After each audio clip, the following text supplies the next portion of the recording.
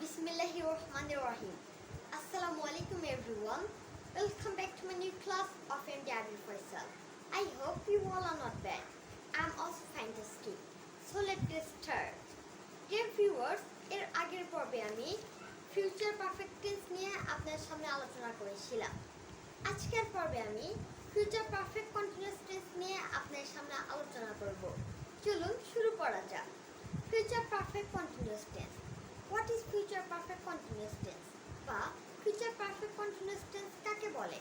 Future perfect continuous tense is used when the doer will have been doing in the work by a certain future time.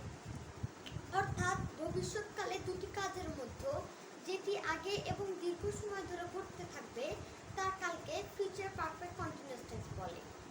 future perfect continuous tense এর structure বা গঠন প্রণালীটি হলো subject plus shall have been, will have been, plus main verb plus ing plus extension.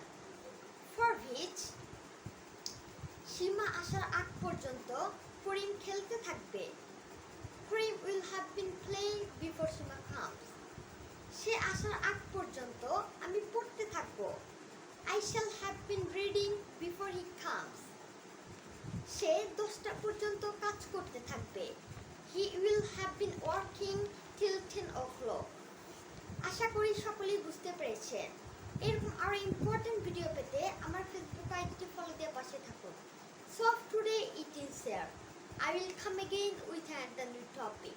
To get my premium videos and learning materials, please follow my Facebook ID and subscribe my YouTube channel, Abir Singh's Studio 24. So take care. See you later, inshallah. Bye bye.